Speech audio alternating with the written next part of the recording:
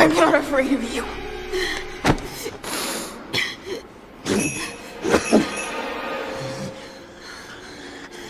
You will be.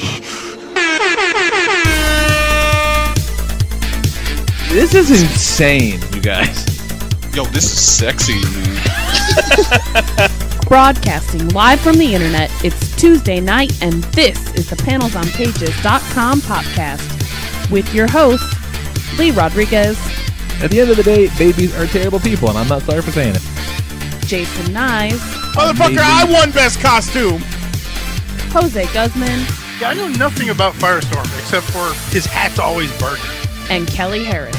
Boy, love, it appears we got a penis in the mail. I glued my fucking eyes shut! I just want to see all these Yelp reviews of Jose's jizz. Oh, sorry, I knocked over the salt. Like you had anything better to do.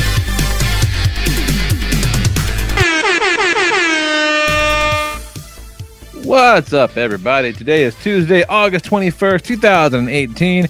It's episode number 437 of the PanelsOnPages.com podcast. I've got a headache this big, and my name is Lord Reverend Lee Rodriguez. Joining me tonight, we got Mr. Jason Knize. Yes.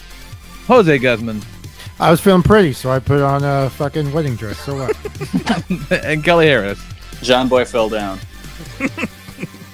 Good old John Boy. Yeah, I am very unprepared for this show. It's been a hell of a couple of days. Hell of a week, quite frankly. But you know what? You nailed that intro, so... Yeah, yeah, it's all looking up, man. It's all this is where we're turning it all around. It's been hectic. These kids is killing me. Swear to God.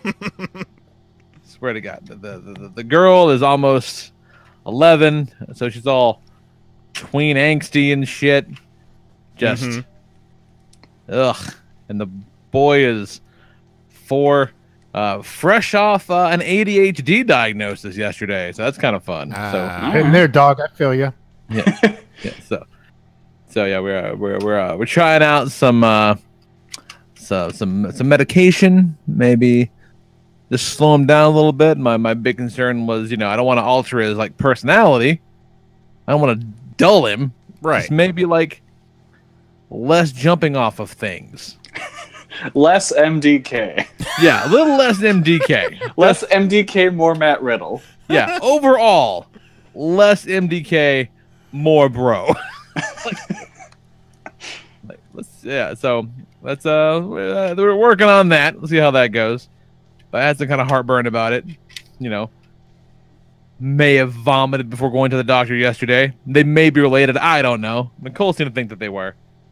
Oh. So, she wasn't there. I had to take all that shit by myself, which is very frustrating. But it's good. The doc's cool. She's we've been going to see her for well over a year now, and she has been very hesitant to prescribe meds, which I appreciate.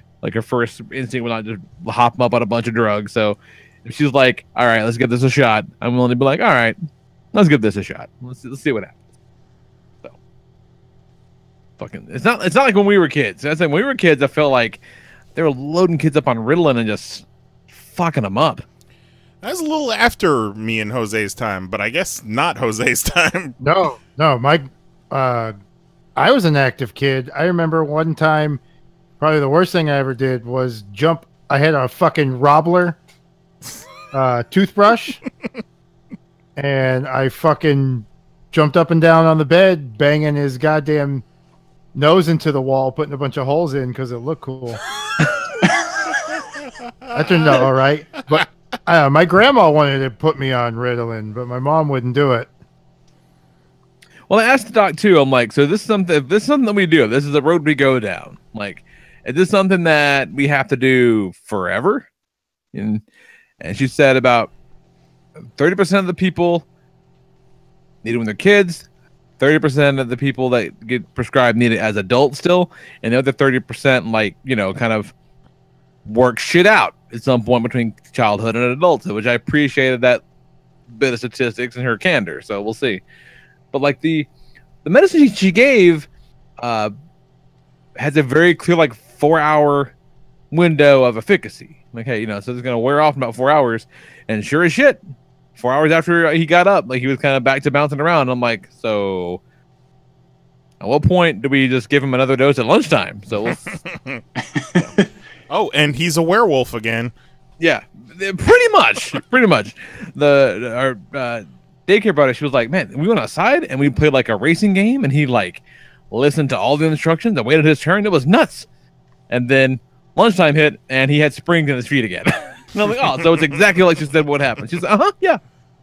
So where's over? I have to imagine part of it is just being a kid and just growing up and taking in all of this information and having all of this energy. Part of it, balls he doesn't know what to do with yet. Yeah. Yeah, part of it is 100% that. But it's like, we need to maybe encourage that part, maybe discourage the wanton disregard for the safety of himself and others. Like, he's never walked between two activities.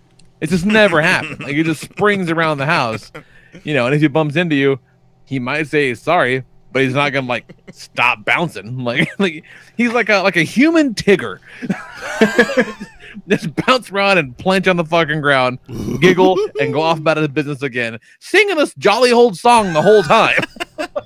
Like, that's very much his wheelhouse. Burn the world down, burn it all down, bounce, bounce, bounce. But the boy has the touch, man. We left the Knox office, and there is this vintage toy store. It's this fucking cool place. It's called The Great Escape in Nashville, and it's a comic shop. They get new release comics, but they also buy and sell used toys and new toys and back issues, and like they have all the shit that you can see like at a disc replay, like movies and CDs and vinyl and posters. It's a fucking cool spot, and rummaging like through that. That's why I got market. your sweet ass Shaft figure, Kelly. Oh, nice. Yeah. So we're looking through some stuff, and they got this bit in the back, and it's like just loose toy parts, like 10 cents each. I'm gonna be looking at it because it all looks to be mostly bullshit. I'm not even gonna fuck with it. Boy walks over there. He's in that bucket for about 17 seconds before he pulls out the sword for the Ninja Storm Megazord, which I bought last year with no sword. The sword goes for like 15 to 20 bucks. He found that immediately and was like, look what I found. Oh, you mean it's a dime? Son, you've got the shine. You got the shine in him. Like, did he know what he found? No, he just. I think he knew it internally. Maybe Okay. he knew it inside. Maybe instinctively he knew what it was, but he'd never seen it before. And in fact, like we had just gone somewhere the night before, and like he couldn't get anything because he was being a shithead. And so I was like, "Oh, cool, let's snatch this up." He goes, "No, Daddy, not getting anything today." And I go, "Bitch, it's a dime." Also, it's my dime, and you don't get to tell me no. I'm having a very emotional day. Let me spend a fucking dime. Was he medicated at the time? No. All right. So if we go back when he is medicated, he can't find shit. We know we have a problem. We gotta Right. stop. Exactly. But hey, I figure I am nothing if not experimenting with my meat wagon. These little time, maybe we just experiment on his meat wagon now. Let's see what happens. See what we can do. Let's just adjust the inputs a little bit on that meat machine and see what happens. Maybe a little less destructive, a little less rowdy.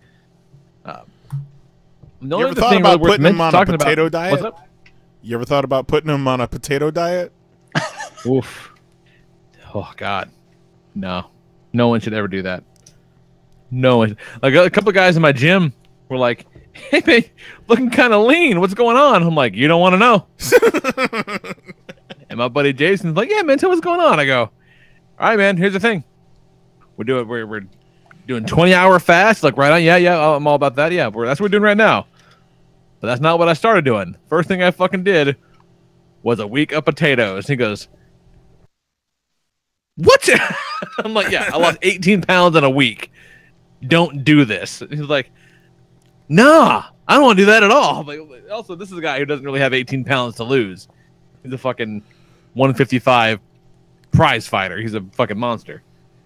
But yeah, so people are definitely noticing, which I appreciate. But I don't want to do that shit no more. But we are 11 days out from our cruise, and you know, you can just get up at 3 o'clock in the morning and get a piece of pizza if you want it because it's a fucking cruise. Yeah.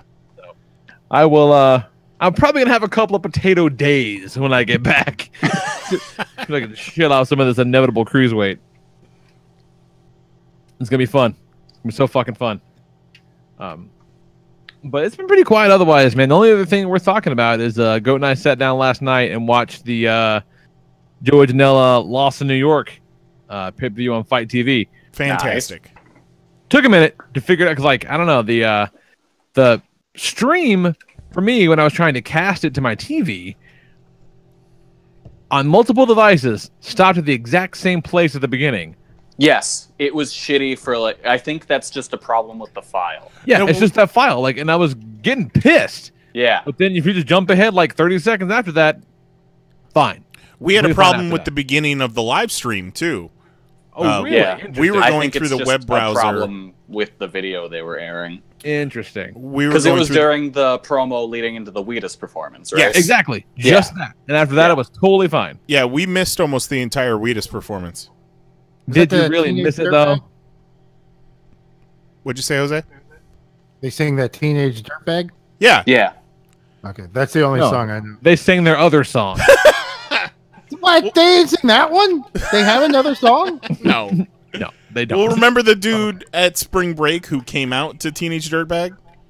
Oh, so that's why they were there? Yeah. They brought him out to the ring. Oh, nice. Yeah. And it was the fucking Ben Wheatus even had like a little run-in at the end. Yep. He had a solid DDT. Here comes Wheatus! Yeah, until he tried to DDT him on the wrong side of the chair, and he's like, no! Oh, God! Yeah, not the seat part, the underside of the seat. Yeah. It's like, his form is pretty good, but oh boy went to his knees before he went to his face. You better believe that. It's like, no. Yeah. Trying to fucking kill me, Jim Wheatus. Yeah, that show was fantastic, man. Yeah, that was a fun time. I thought that it might lose a little something because, you know, we saw both Spring Breaks live. You know, you might lose a little not being there in person, but, man, I had so much fun. I was laughing my fucking ass off. Yeah, we had a good time with it. And also, signing up for the Fight TV app or whatever, they had a deal like whatever you spend in the first 24 hours, you get back in free credit. That's cool. So we're gonna watch All In on VOD for cheap when it comes out. That's nice. Cool. Nice. Which All In is $40 on that, which is kind of crazy. I'm surprised. Make that money, you know? Yeah, I think they have to do that for the pay-per-view deal they made. Yeah. Probably. And it's probably covering their production costs because no doubt they didn't figure that into All In originally. Yeah, I'm very excited for all those cats. It'd be fun. But man, yeah, I watched PCO and Matt Riddle put on a hell of a match. Watched PCO get jumped back to life with a car battery. I fucking love Destro. And a bit that looked way too real, quite frankly. Yeah, Mary and I were talking like, okay, so he has the jumper cables hooked up to the car battery, and then as he's coming down, he's putting the two connections together, and it's sparking. And then he connects them to PCO. He would complete the circuit, right? Oh, yeah. So is he getting electrocuted or... I think he's getting jump-started. I think he might be. Is it... But maybe it's a lower voltage to where he's not really... Maybe he is. That motherfucker's crazy. We got a car battery and some jumper cables, and we YouTube the shit out of this. Yeah. We find out what's going on. Did you see the video that they put out either last night, I think it was, with the... Like, he had some kind of concrete square on top of him, and then Destro was like dropping 100-pound metal balls onto him to break the thing. That guy's so fucking crazy. I love it. He is a Frankenstein, and the fucking his entrance music is like an old horror movie. It's so it's good. pretty great. And everything about it is awesome. Like, and I was talking to Goat about it, how like when we were gearing up for New Orleans and all the shows, it's like, oh shit, you mean Quebecer Pierre is going to be in the match? Huh? What a hoot that'll be! And it turned out to be like one of the better matches we saw with him and Walter. Like, what the fuck? This is legit as fuck. Yeah, and it kind of we saw kickstarted this him whole get run his of chest his. turned into hamburger meat. Yeah. Oh god, yeah. And it just kind of kickstarted this whole run of his, which I am totally for. Yeah. And then Joey is in the business of making stars now. So he debuted this kid, Marco, who came out of the crowd, probably 5'1". So small. Yeah, like could I wouldn't even I don't even think that. could Not 100% pass for like 15. Yeah. Was he was the little dragon kid from New Orleans? We didn't see him at New Orleans. Yeah. Because they made it seem like he was You think coming out of the about crowd. He was a fan. The Everfly kid. He was also on that show. He was also there, but he wasn't. He's this also kid. tiny. But they pulled this fucker out of the crowd, and he fought KTB, and it was a star-making performance. It was awesome. Yeah, it was I really loved impressive. that match. It was very impressive. And Like, that was my favorite match of the night because it was just cool, flippy shit. and then you drag Sandman and Sabu out there Fucking Sandman and Sabu. just And long Sandman- enough. Him and Sabu, you got exactly what you want out of them Yes. at this point in their careers. Absolutely. You got Sandman Sabu doing the fucking got in there, man. I was Oh surprised. yeah. Oh yeah. Sandman straight motorboated a chick in the crowd. What a fucking dirtbag. And then caned poor Stokely. Yeah. Kane, poor Stokely. The Penelope Ford taking some crazy ass bumps Yes. with match with Ethan Page was kind of That crazy. was a good match. She takes the best bumps. Yeah, she's nuts. She looks like she dies every time. because she's so small, man. Like she's so small and like She isn't ragdolls. yeah, she's not super like jacked up, like impressively built, so she just flails around, man. But she got a great physicality in that thing that she does. Yeah. There was that one move that Ethan Page did. It was kind of like the move Ken Kennedy used to do, where it was the fireman's carry off of the top rope, and he does a flipping senton. Yeah. Shit's nuts.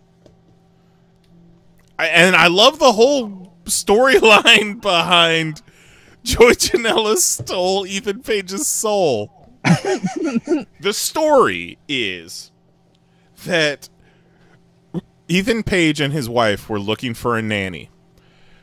Joey Janela hired an escort off of Craigslist and had her pose as a nanny / babysitter, and then had a coloring book and had Ethan Page's kid sign away Ethan Page's soul in the coloring book.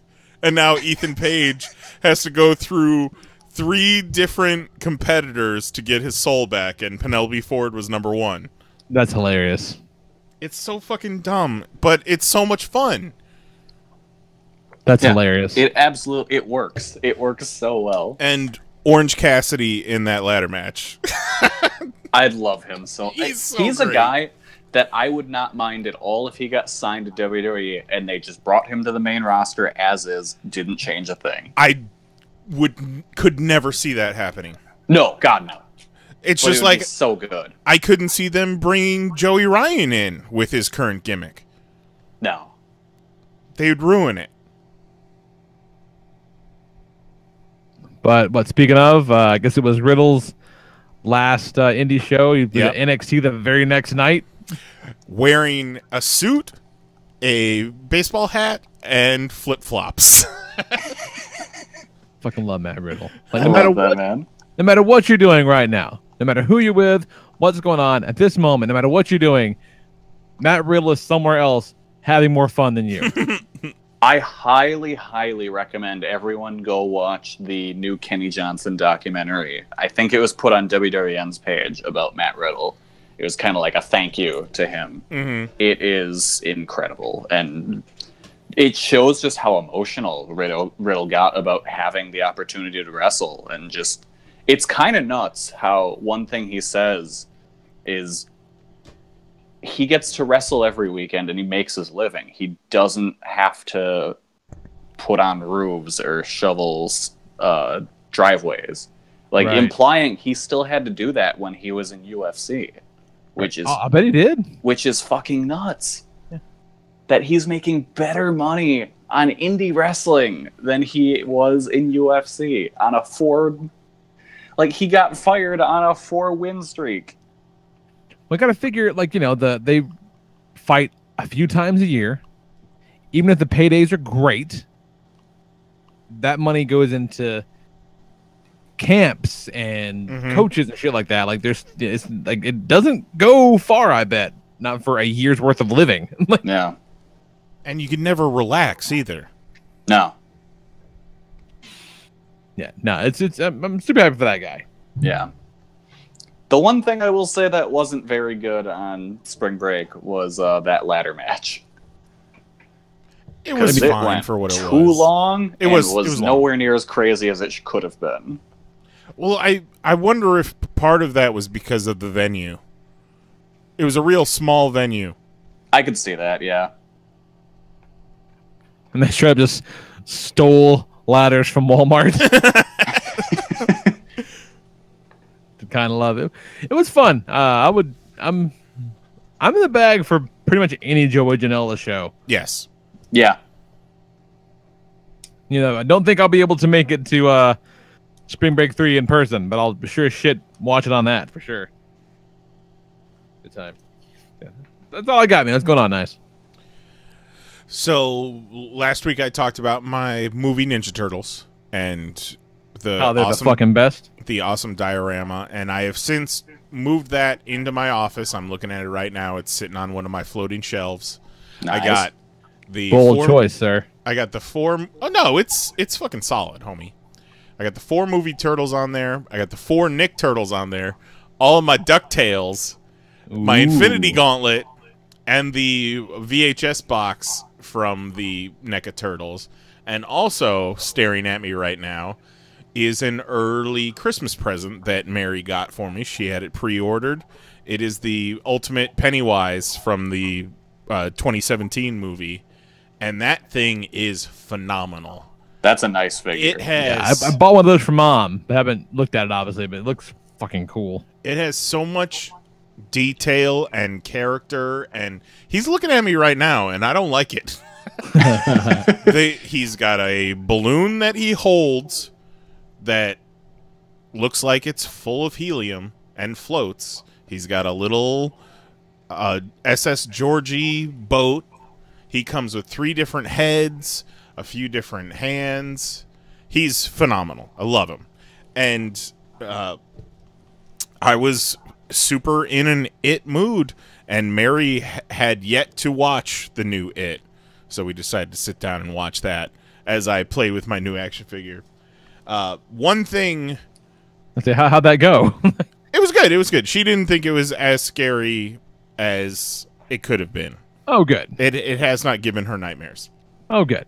That's good. However, the Pennywise, I don't know if it's weak joints in the legs, it's a little top heavy, the balloon could be causing a problem, but he has taken a few dives off of high surfaces. And he's still in good condition, but he has fallen a few times. So I immediately went to the internet and purchased 3 different types of action figure and doll stands.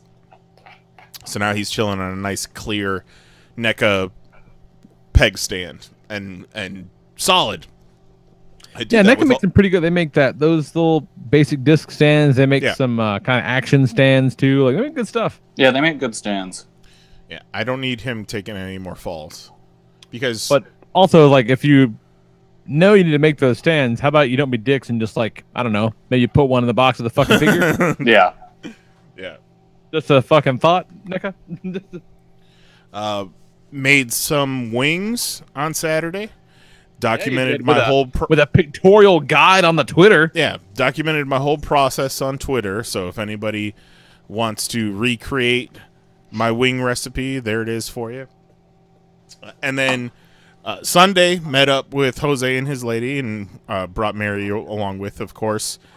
And MoviePass, since they have changed their system and they said, okay, now it's for monthly users, it's still $9, but you can only see 3 movies a month.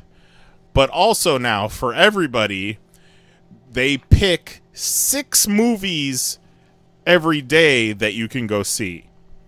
But thankfully, they're letting you know ahead of time which movies you can see on which days. So you can't, Okay, that's cool. You can't go see any movie any day, but we were allowed to go see Black Klansman on Sunday, and I'll be damned if it fucking worked. It's been the last movie we saw with MoviePass was Sorry to Bother You, and that was 3 weeks ago. You know, when all this shit started popping off. Black Klansman is... I said it as the movie was ending, and Mary was like... She kind of looked at me funny. I was like, man, that was fun. She was like, that wasn't really a fun... No, but it was fun. Like, sure, it's a real... It was. It's a fun movie. It's a real serious subject matter, and there's some fucked up shit that happens, but everybody in it seems like they're having a fun time. And It's fun. There's jokes. it's good music. Guy looks like Steve Buscemi. Yeah, Steve Buscemi's brother's in it. The Liz, who was the Vulture's daughter in Spider-Man Homecoming, is the female lead. And she's got this huge afro. Okay. The You main remind dude... me of Lisa Bonet Yeah, with that afro. I can see that. The main dude who plays Ron Stallworth, I don't know the actor's name, but he was great. Phenomenal. Kylo Ren is also good, but like I said on Twitter, I hope Disney doesn't watch Black Klansman because he says the N-word a lot. That might A lot of people say. Here's my favorite part. If you watch it, his first undercover mission is to a black college union hall. They hold like a meeting, and they have a guy who was affiliated to the Black Panthers come to speak. Yeah, So they and wanted it's him to go infiltrate and just get the vibe of the room. Is he speaking? You know, is he telling people to grab guns and shoot Whitey? What is he there for? Just gauge the room. So, and I couldn't watch that scene without picturing Dr. Dre. yeah, because it's the actor who played Dr. Dre in Straight Outta Compton. So, as Dr. Dre's giving this speech, you know, he'll say something, and the crowd's like, "Yeah, brother, yeah, woo, woo," and you know, just random shit. And then all of a sudden, I hear, "Yeah, yeah, boom shakalaka." What the fuck?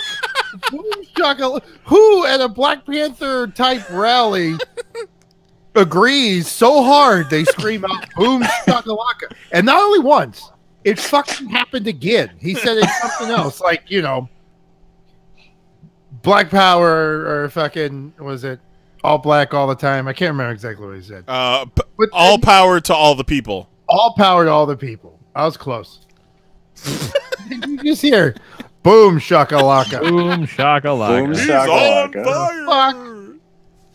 And then later on, From downtown. you hear For 3. it's at a you know, like a dinner. It's a disguised KKK meeting as a fancy dinner, and they're all eating, and you know, they're doing this scene where you see the guy and they're kind of panning through the crowd or whatever, and you hear "Make America Great Again." Yep. Ah. They just put it into the background there. Just make America great again. Hey, this guy, Topher Grace as David Duke. great. What? It's just, it's fucking great. It's a great, fun movie. There are some questions as to the actual political background of it and how much they're taking leniency with the story, but it's still fucking fun. Yeah. And it's nuts. that story even exists in this world and that most people don't know about it. But it's a fun time at the movies. Yeah. Spike Lee was due for a good movie. Like it's visually entertaining. The actors are fucking great. I mean, I don't know. Watch it. See for yourself. Don't let no critic tell you what's up. No jive turkey. And then the last thing from my week. This happened tonight. Mary and I were headed to the grocery store. And the grocery store is in this shopping complex, and it's got a few restaurants. So there's this one restaurant with an outdoor patio. And we're driving up, and I look, and on the outdoor patio, there's this family sitting around, and it looks like there's a fucking ventriloquist dummy sitting in one of the seats. Oh, no. And then its head turns. Oh, no. With what looks like no one controlling it. No one had its hand up its ass or anything like that. And it's sitting next to a kid with Down syndrome. And my mind is blown. And Mary's driving. I tell her to turn around so we can drive past it. And fucking lo and behold, yeah, it's this puppet ventriloquist sitting on a chair next to this kid with Down syndrome at a table eating dinner with their family. Like, wow. What's up with that? Mary didn't see it move. I saw it move. So we go to the grocery store. And of course, when we're leaving, we're going to drive past again to see. Oh, absolutely. See if we see anything else. And looks like they're all getting up and getting ready to leave. The kid is like hugging the dummy. It's like, what is going on here? And then we keep driving a little. We drive past, and we're passing the corner of the shopping center. And there's this dude kind of creeping around the corner. I thought he was taking pictures. He had this piece of black tech in his hands, and I thought he was creeping on this Down syndrome kid and his ventriloquist dummy friend. Then I realize he's got a remote control and a fucking headset microphone. What? He's controlling this ventriloquist dummy and speaking for it around the corner. What? I need so much more information. Right? What? Right? So I put it out there to Twitter, like, I just saw this, because I fully expect someone to be like, oh yeah, that's normal. That's something that we do for kids with Down syndrome. Mary said it was like one of the saddest Make-A-Wishes ever. Oh. Or that Down syndrome kid has a prank show on YouTube. A punk show. Like, maybe someone listening can give us some insight. Or what are the chances that they were like filming something? Didn't see any cameras. I mean, there's a chance. Well, they don't call it a hidden camera show. Sure. What would you do if you saw a Down syndrome kid talking to a live dummy? That's some shit you just don't see every day, son. No. I just picture like someone walking over and like, get away from that boy. And then the newsman comes out and is like, you were the good person today. That show's so fucked up. What is this?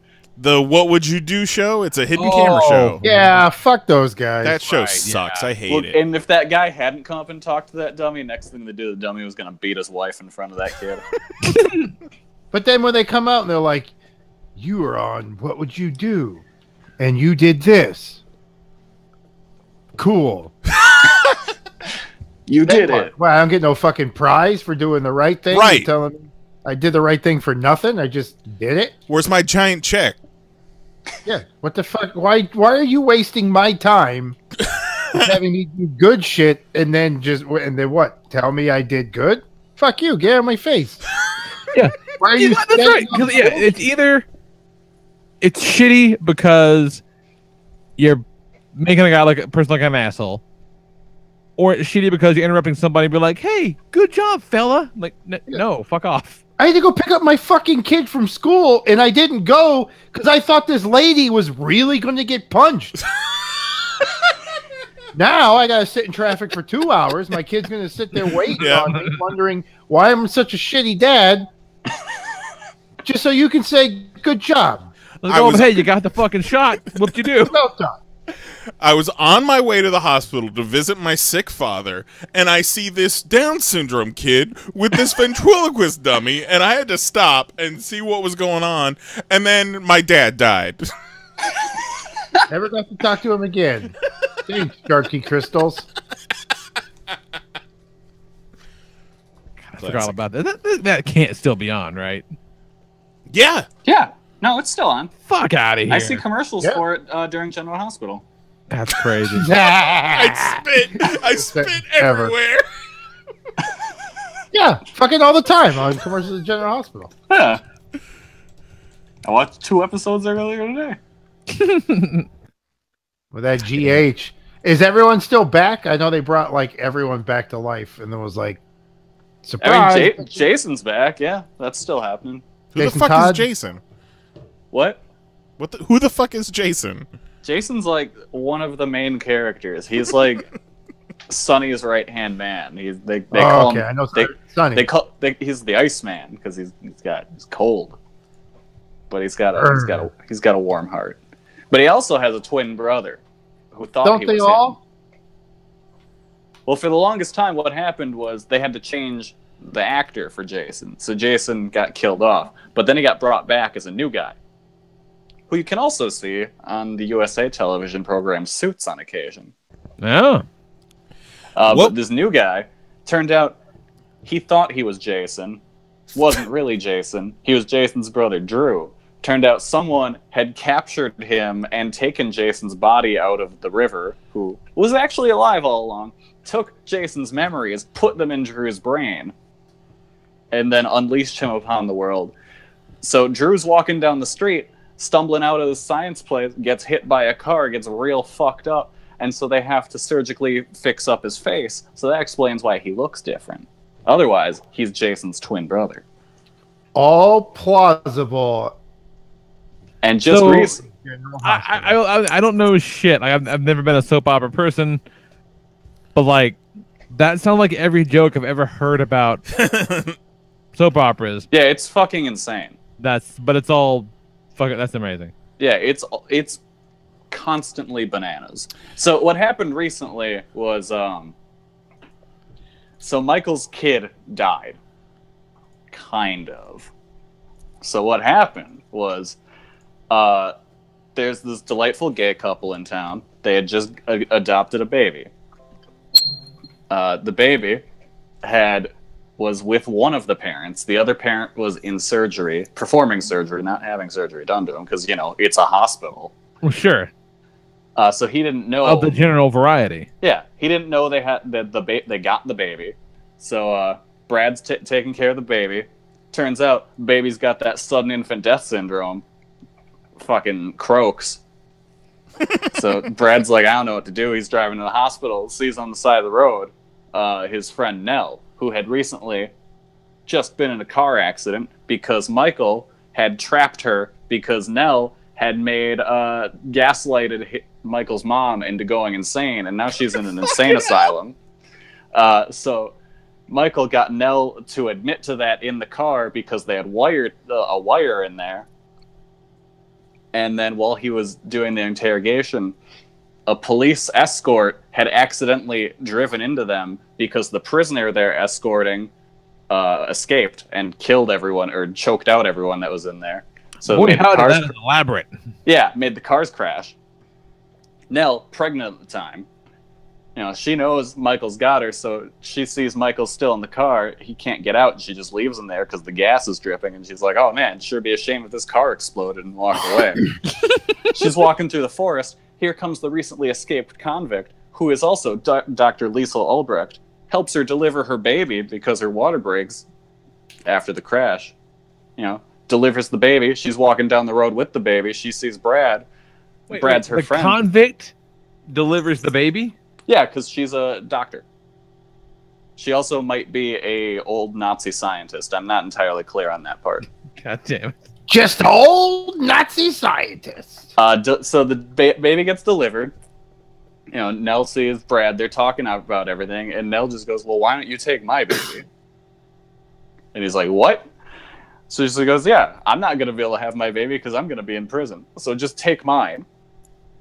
So they trade babies. So now, as far as Michael knows, his baby died in childbirth. What the fuck? Brad's got Michael's baby, but now the birth mother of Brad's original baby is taking her chance to revoke the adoption and get her baby back. But And this shit comes on like every day. Every day. And it's not her baby, though. She doesn't know that. No one knows that except for Brad and Nell. Jesus Christ. General Hospital is a fantastic program. Real quick, Kelly shared this on his Facebook. Brendan Fraser to star as Robot Man in DC Universe TV series Doom Patrol. Oh, fuck yes. I'm so excited. And we learned before the show that Diversity in Comics is not on Twitter currently, either banned or suspended. Which one's that? That's a shithead. Is that the chick who No. guilted? No. He's Cut like me off right with the word chick. Yeah, he's the big comics gate dude. Y'all like white people on YouTube? Oh, it's fucked up. It's fucked up. So besides watching a shitload of General Hospital, Kelly, what's going on? I watched a shitload of wrestling. We already talked about Joey Janela's Spring Break. Classic. But the Saturday night was NXT TakeOver. And Knize also watched that. Yeah. People trying real hard to get me to watch NXT, I swear to God. Why are you resisting? Yeah, you can, like, easily. You have Hulu? I do have the Hulus. Yeah, It's you on can Hulu. easily watch it then. We watched TakeOver Sunday night on Hulu. Thanks. NXT what? NXT what's an hour? Yes. Yeah. And the takeovers are 2. See, that part is very appealing to me. It's great. Yeah. See Yeah, your had a favorite good show, had a really good tag team opener, awesome women's match. Ricochet versus Adam Cole was really good. Yep. That flip into the super kick. Did you guys It's see so the cool. gif of this? So It was so awesome. Ricochet goes to do basically a lion salt off of the ropes. And as he's flipping halfway turn, Adam Cole super kicks him in midair in the fucking neck. Jesus. It's amazing. Nobody died or nothing. That's incredible. Nope. Unlike Jimmy Lloyd trying to kill that nice man at the top of that ladder last night. That nice I man. wouldn't say G Raver's a nice man. but- True enough. But he did almost get killed. Yeah. Scary looking shit. It's odd. It's really odd that Jimmy Lloyd was able to execute that move a lot better in Tournament of Death when he and his opponent were both covered in blood and outdoors. Like, that's the craziest thing about that to me. Could have been the shitty ladders. It probably was. Holy shit, that gif. Oh my Yeah. God. Yeah, it's awesome. Jesus. Those guys will main event a WrestleMania together Yeah, at I some can see point. it. That's nuts. What I didn't think was that great was the main event. You were very critical of it. You don't like this story much at all. I don't know. I think it's been diminishing returns. I really enjoyed the first match, and I think it should have ended there.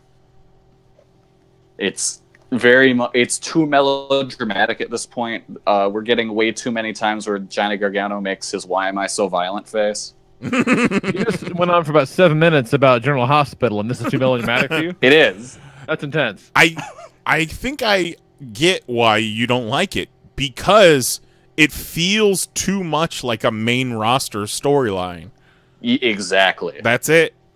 That fucking kick is nasty. Yeah. Oh yeah. But every time I hear Adam Cole, I keep picturing the fucking announcer doing all this shit. Michael Cole? Yeah. I kind of want to live in that world. What about Michael Cole, just a kick-ass wrestler? Vintage Michael Cole. Yeah. There. But like the ending of the main event was one of the stupidest things I've ever seen in a wrestling ring. Well, Or not, it wasn't in a ring. One of the stupidest things I've seen end a wrestling match, and I've seen a lot of stupid things end a wrestling match. it's a problem with the last man standing match Yes. overall. It's always some sort of fuckery. I loved when Ciampa was just piling shit on top of Gargano. That was threw good. the I dude. enjoyed that. He threw a dude on top of Gargano and then started piling shit on top.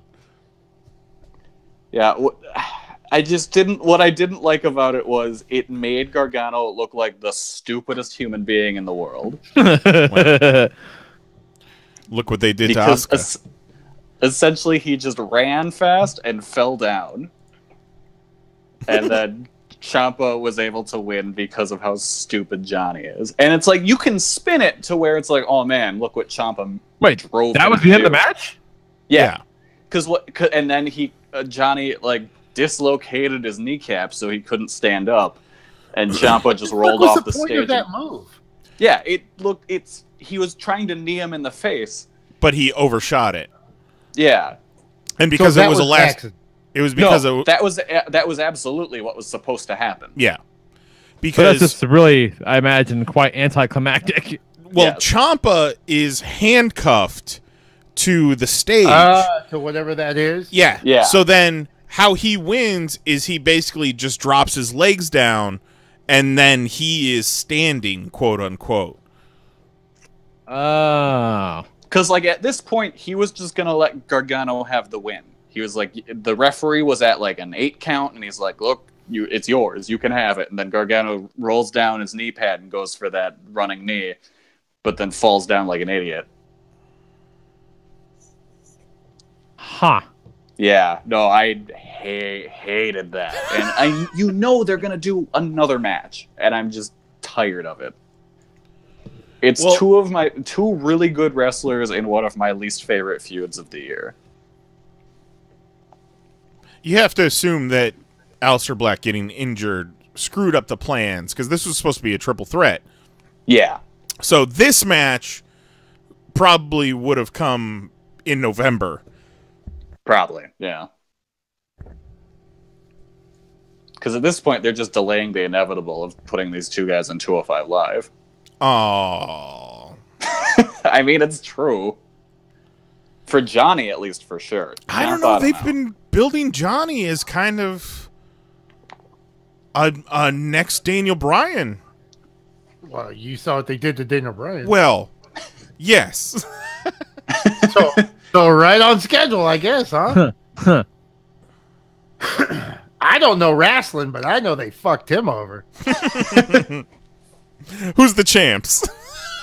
Is he fully back? Is he wrestling and everything? Yeah. Yeah. Fucking good for him. Had a really good match with Miz on SummerSlam. Yeah, Miz still rocking around, huh? Yep. he had what I saw many homeboy crazy guy. We saw him at he did a Charlotte panel. the what Takashi panel? Mike. Shinsuke? Yeah. Takashi Mike. Jesus Christ.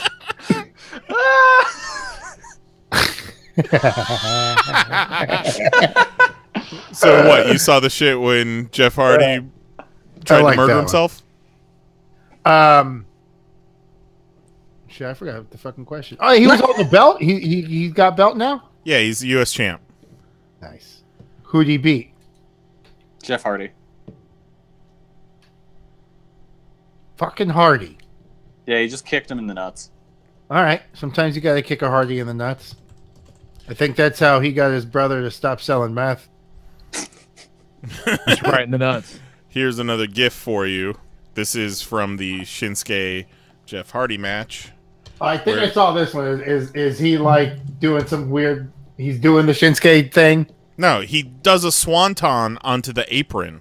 Dude, Oh I saw my that, and God. that looks nasty. Yeah, that was gross. Hardest part of the mat, from what I heard. Yep. It's true. The other gross thing from that show was like Braun Strowman squashed Kevin Owens in 2 minutes Yeah. and just straight up choke slammed him right onto the metal ramp. And just Owens bounced. It was just a gross spot for a dumb match. So are they punking him out now? Oh, yeah. Is that what's Oh, hot? yeah. Why? What are you doing? For Wasn't what it's he worth, just though, like the shit? I think they know with him he's a company man now. right. I think he's hardcore, so he takes whatever shit they give him and does his best with it. Yeah. He Just loves to make it. sure he gets paid and he's on TV, huh? Yeah. Well, because I guess they like WWE helped him out a lot with like getting his kid into a school and stuff. And I mean, that's great, man. Like, yeah, no, I respect it. It's all Yeah. family stuff. I understand. fucking A. But yeah, overall, NXT was pretty good. I would say the women's match is probably my favorite match of the night. Good match. The opening tag was really good too. SummerSlam, best match probably of the entire WWE main roster this year was the Daniel Bryan Miz match. I really, really enjoyed that. Main event was real dumb. Roman Reigns finally beat Brock Lesnar, Hey. So Roman's the champ, huh? but boy howdy was it very anticlimactic for this 4-year story they've been It doing. only took like 17 tries. Yeah. Well, it was kind of a switcheroo. They engineered it so that you wouldn't get people booing Roman at the end. Yeah. Because they brought Braun Strowman's the Money in the Bank briefcase guy right now. So, what was it, 3/4 into the match, Braun comes out and stands at ringside and is just staring them down. Okay. And then Roman wins. Well, no, it was during the beginning, like before the match started. Oh, okay. Braun's music hit, and he comes down and he's like, unlike some of these cowards, I'm not gonna challenge you while your back is turned. I'm gonna challenge you right when you know it." And I'm so he thinking just of the stands Raw outside, match. waiting for someone to win so he can challenge them, which still is a thing that a coward would do. But And then ignoring Brock- that, what happened was I think Roman went for like a dive and took out Braun on accident. And then Brock was just like, man, fuck this guy. And just started wailing on Braun with a chair. And the best part was when he picks up the contract and launches it across the stage. Because apparently he thinks if it's far away, he can't use it. he chucks this It's metal gotta be- briefcase like 100 yards. Yeah, it went so fucking far. So then Brock gets back into the ring with the chair, because why not? Roman spears him, and then he gets the 3 count. And then Yeah. because So- Braun got his 40 shit. years to lead to a fucking... You take him out from a poopy tummy spear when he's getting in the ring? Yeah. Yeah, and it was like a kind of distraction thing. It was dumb. Because Braun got his shit pushed in by Brock, he's out. So he's not cashing in.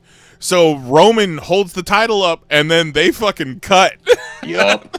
They got out of there. Really? Yeah. So everybody's excited because Braun's at ringside for the entire match. Like, the first time anyone's been excited for a Roman Reigns Brock Lesnar match. Yeah. Wow. How sad is that? They had to bring Wow. somebody else that wasn't even a part of the match to get people excited. But then last night, That's funny. they did Roman versus Finn Balor for the Universal title. Braun comes out halfway through. Roman wins. Braun goes to cash in, and out comes the Shield. Oh, so he's got some fucking bodyguards, huh? Yeah. He's got his boys now.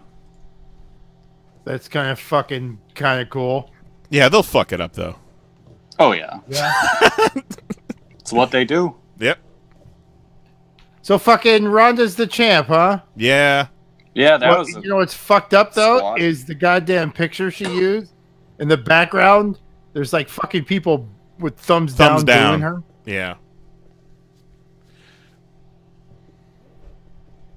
I mean, how they did it kind of sucked. It was just like it was a squash. There was a lot of squashes on that show, and it was just over in 2 minutes. Well, that's what happens when you have 19 matches. Yeah. I was just kind of glad to know that it wasn't like terrible. Yeah, no, it wasn't. Like the big pay-per-view It was of WWE shows. It was one of their best in quite a while. I mean, said to Mary, what the last good show they had was probably Royal Rumble, so they were due. Yeah. Yeah, no shit, Jesus. Yeah, hell, they got a match on my recommended matches list, which they fucking haven't in months. So what's going on with you, Jose? Fuck, I was just thinking the same thing. No. Yeah. I mean to spring it on you. Well, I mean, we talked about the movie. We watched some Black Klansman, which I give him a thumbs up. Yeah. 2. Let's see here.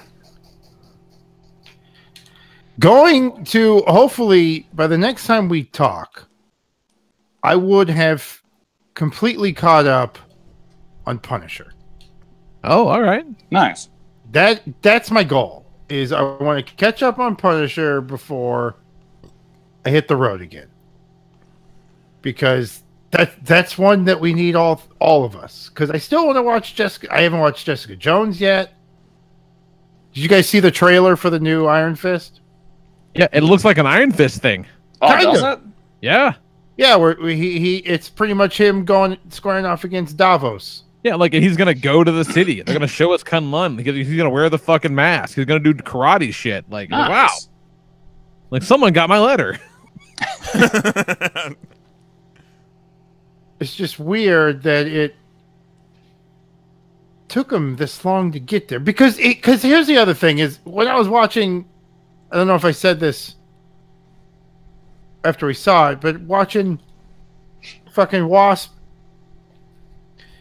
and the Honeybee, they had fucking better action kung fu than fucking goddamn. Literally everything in the Marvel Cinematic Universe has had better fight scenes than Iron Fist. Yeah, including Runaways. Well, maybe not Runaways. Runaways is pretty bland. But yeah.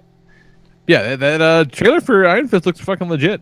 But that's out like in a couple weeks, and they've said that Daredevil is out by the end of the year, and I still have to watch Luke Cage. Yeah, anyone seen Luke Cage season 2? I've seen one episode, and it was all right. I still haven't seen any of Punisher, so that's how far back I am. What, Jessica Jones too? Oh yeah, no. It's all right. I'm gonna watch it eventually.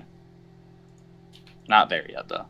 I feel like once me and Mary get on Punisher and get through that, we'll hop on the other ones real quick. Punisher's fucking great. Like, not there's no saying it's getting not. through Punisher. The Punisher's awesome. Like, it's really good. I'm not saying it's not. I loved it, and that's what's sad is I loved it. Yeah, it's a good time. It's a good time.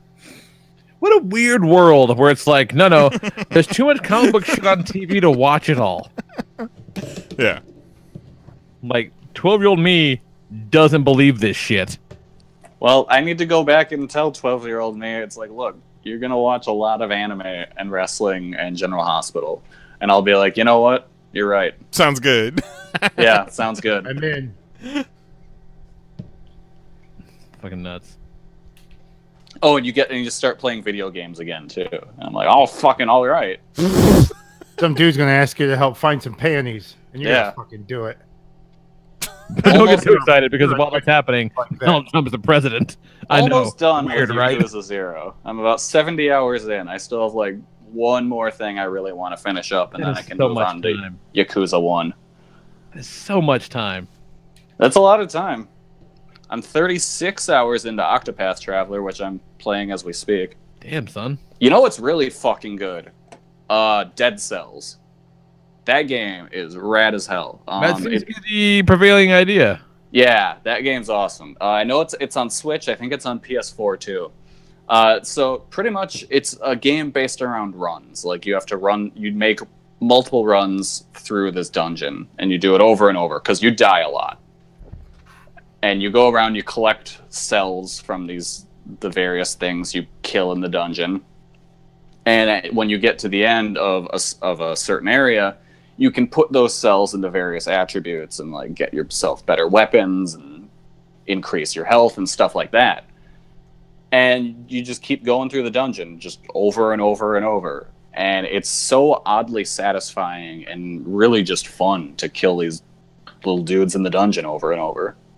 Does the layout of the dungeon change? Yes. Okay. But like the certain areas, you know what to expect in each area. It's like, oh, this one is more forest based and has like weird like monsters with swords on their arms, and this area doesn't, and that kind of stuff. Procedurally generated though. Yes. Okay. Because there's a lot of times where you'll just like go into a room and it's like, oh, this is just a dead end. There's nothing here. All right, cool. Huh. But yeah, no, it's a super fun game. I don't know how much time I've put into it, but I've really enjoyed the time that I've had with it. And I'm bad at video games.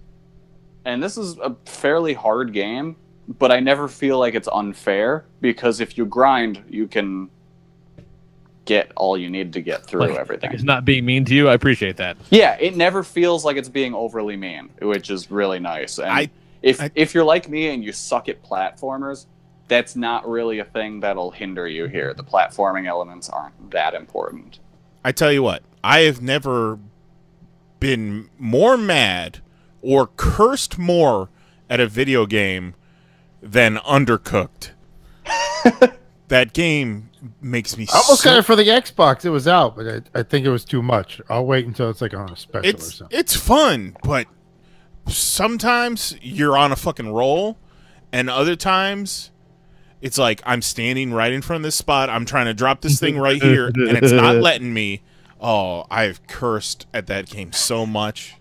It feels like work sometimes. Come get these bitches.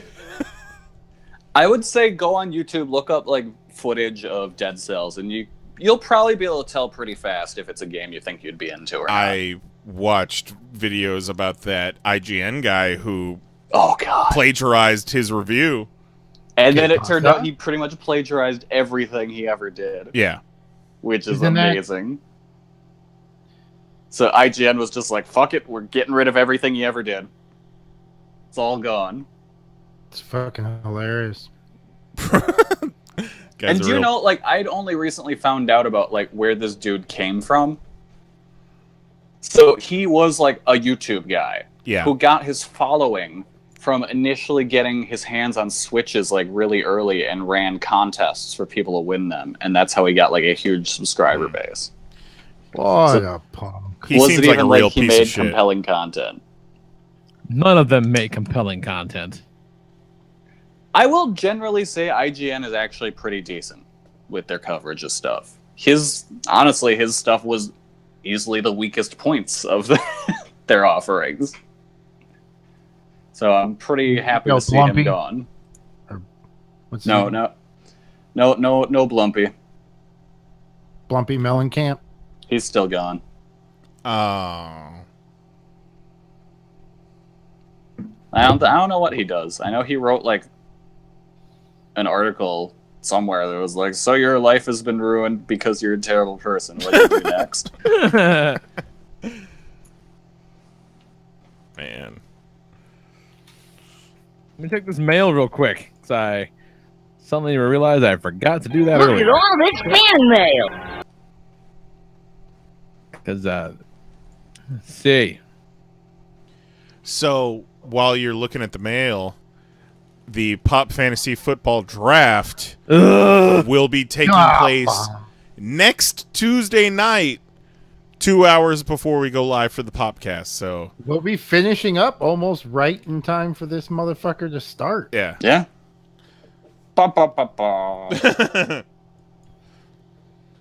Is it the beginning of a dynasty or just a 1-year loner? Well, you know, Gino has dropped out this season, and we've got a new player on the horizon.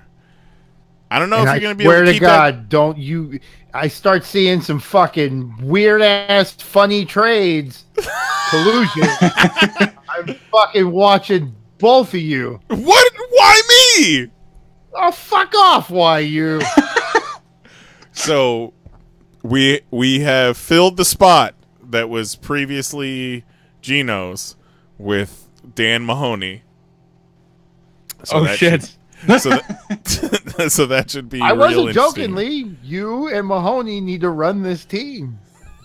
Jesus Christ! Yeah. That's kind of fantastic. All right. Okay. All right. So, very excited about that, obviously. But before we get all that bullshit, we got some mails. Rodan, Ben hit us up with our top 6 for this week, and it is top 6 comedians, which we defined last week as stand-up comics. Yes. Good call. And so he hit us up first and foremost on the Twitter machines at PanelsOnPages, but you should do the same damn thing. And Ben says 6 Steve Martin, 5 Chris Rock, 4 Mitch Hedberg, 3 Richard Pryor, 2 George Carlin, and 1 Bill Hicks, which is a solid list. Mm-hmm. Solid list. I listened to a shitload of Bill Hicks. Gosh, it must have been 10 plus years ago. And it's like, all right, I kind of get it. But these jokes are very similar across all this stuff. But it was a different time. This one was actually pretty tough for me. Cause, Yeah, it was kind of tough. I'm a big comedy nerd. I like stand-up. I like comedy quite a lot. So it was tough. Man, Comedy Central when I was a kid was my go-to. And back then, it was like 75-80% stand-up. Yeah. And now there's this there's a pretty big resurgence of stand-up right now, which I appreciate for sure. But still, it's not quite. Well, then I could be completely wrong because I haven't had a regular TV in quite a long time, so I may be full of shit. Man, if I had made this list when I was a child, it would have been so much different. Yeah. Because right on top, you would have had like George Lopez, Yes. Cedric the Entertainer. Oh. Lee There was a hates Cedric time the when Entertainer. Dennis Miller would have made my list. So my mom and I watched Dennis Miller live every week when I was Yeah. younger. Fucking Carlos Mencia probably would have been there. What? Never Make liked no this dick, chick man. ever. Da-da, da-da. Look, when you're like in 5th grade, that shit's hilarious. I'll give you that. That's fair. Yeah. But then you grow up and you see why. Why would I ever have done this to myself?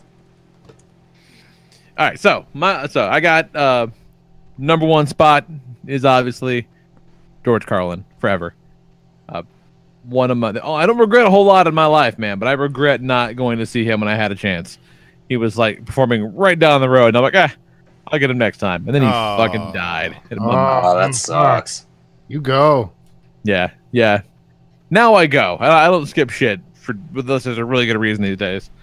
But man, Carlin's the best. I actually have Nicole bought me maybe last Christmas the big All My Stuff collection that has every one of his stand-up specials on DVD, which that's a fucking trip because you kind of watch the evolution of the style over the years, and like kind of when he kind of goes more political with it, every one of them is like a time capsule of that era, which is kind of fantastic.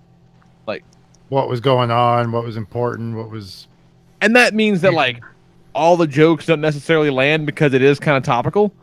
But I don't know. That's still, to me, that's really interesting because they're still expertly fucking crafted jokes. Bill Clinton got his dick sucked in the White House. Good shit. Number 2, Eddie Izzard, because Dress to Kill is one of the best stand-up performances of all time. It's Eddie Izzard in a dress and makeup doing a phenomenal stand-up act. It's excellent. I met a girl on MySpace Every great story starts that who way. loved Eddie Izzard. I thought you were going to say who looked a lot like Eddie And Izzard. she came over to my house once for a date, and we watched Eddie Izzard and drank fucking amaretto sours. Oh, and then, shit, son. That was a classy evening. And then I slept on the I couch. thought you were going to say Midori sour for a second. Oh, Midori sour's the shit, man. Can't believe y'all aren't married. She was kind of a wet blanket. That's a beautiful night. Next up, we're going to do Tom Segura. It's a new one for me. I've become a fan of Tom Segura lately. Like, all this Netflix specials are fucking killer. They're hilarious. There's a couple of albums maybe that are on like Spotify that aren't on Netflix, and it's all fucking funny. And I like that dude. Like, I like him. Like, his podcast is really funny with his wife. Like, and that helps too. Like, when they seem like they're kind of solid people too, that helps things out. I'm a big fan of that guy and his stand-up, so he makes the list easy. Next, we're gonna do fucking John Mulaney because he's hilarious. Yeah. I went and watched all his shit. Hilarious. Did you see the Too Much Tuna, the musical? No. Was it a musical or a Broadway show? Well, a Broadway show. Well, it's they take the Too Much Tuna. You know, he does the Too Much Tuna skit with him and Nick Kroll from the Nick Kroll show. Oh, fuck, what is it? Hello? Fuck, what is it called? Yeah, but yeah, it like starts with hello. But they do a whole comedy hour or show as those two characters trying to put on a Broadway show. I've seen it on the Netflix. I have not watched it. Yeah, Good stuff? if you like Mulaney, if you like the Too Much Tuna gimmick, those two guys, those characters, it's them at Gil Faison and fucking I can't remember the other guy's name, but they do a Broadway show. Cool. I will definitely watch that because I like both those dudes. Yeah, it's kind of cool stuff. Next up, we're gonna do Cal Kinane, who Knize turned me on to. I've not heard of him until Knize turned me on to him, and I had a chance to see him live at a C2E2, and I've seen him live once more since then. And that guy's fucking funny. Yeah. And the voice, the fucking no, he's the voice of Comedy Central. Yeah, he is. Yeah. He's at Worst Comedy Central now. He's got a really fun podcast called The Boogie Monster. It's Kyle Kinane and another comic, Dave Stone, and it started out being like they were talking about like paranormal shit and conspiracies and shit like that, whatever. But over time, it just became Dave doing a bunch of research about it, and Kyle just getting more and more cynical, and just 7 minutes in, going, "Nah, this is all bullshit. There's no way this is real." And it's really fucking fun. It's good times, and his stand-up is great. And I liked that it made it really hard to search through his first few albums because they're not named after what the content is. They're named after like old metal tracks. Huh. So like, track 2 on the album is called Detroit Rock City. It's not about Kiss. It's not about Detroit. That's just the name of the track. It makes it really hard to fucking find jokes. Say that much. And then lastly, fucking Ron White is hilarious. Like, he's the guy, huh? I like that guy. He doesn't belong. Like, he's even when that blue collar shit was like really hot. Like, that guy does those not. Guys, that group, Yeah, he doesn't fit in with those the dudes. White Collar Comedy Club. Is that what they are? Blue Yeah. collar. Blue, yeah, definitely not white. But like that Here's guy your doesn't make sign. any sense with those guys. Even like when that shit was at its height, I'm like, he's way funnier than all these dudes. Like, it doesn't make sense that they're hanging out doing shows together because those other guys are fucking hacks, and this guy is a master storyteller. Yeah, Ron White's got kind of a Kinnison vibe to him a little bit. Yeah, and he's just like I don't know, it's like a cool old uncle. And I kind of dig that. It's cool. It's cool.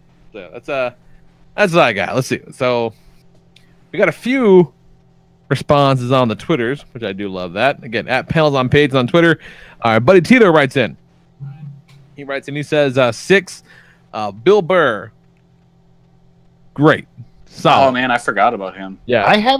I know of Bill Burr. I've heard Bill Burr jokes, but I've never watched a full Bill Burr stand-up.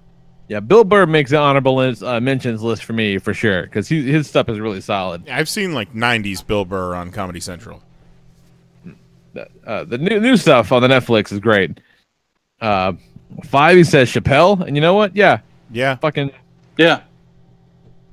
yeah, that's good stuff. 4, Chris Rock.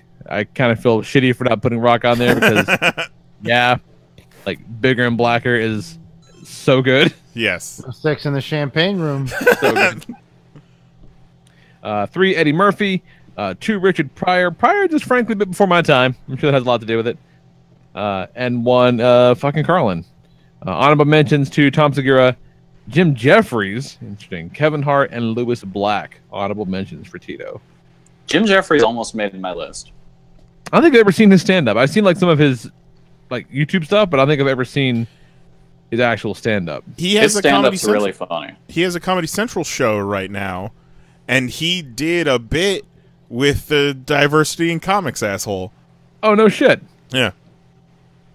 Interesting. All right. So, what you got, Kelly? Let's see. Goddamn young Numbers- buck. Yeah, most of mine are going to be more recent ones. Number 6, Donald Glover. I really enjoy his stand-up, and Solid. yeah, That got some weirdo good specials. that weirdo special is phenomenal. Statue Yes. children. Statue Children is one of my favorite bits of all time. Really solid bit. Just a good line out of that weirdo was like, when you walk into a Home Depot and you're excited about something that you've seen, that means your childhood's over. He's right. Number 5, Jim Gaffigan. Really? I really enjoy a good Jim Gaffigan joke. All right. Fucking Nicole loves Jim Gaffigan. Solid comedian. Number 4, Hannibal Buress. Ooh, yeah. That's a good I one. like Hannibal. Did you watch the new one where after he got like the LASIK? No. It's fucking hilarious. So he walks out and he's like, I think that the joke is maybe he's rich or something. And he's like, I got that LASIK. I don't even need these glasses. And he takes them off and fucking throws them out to the crowd.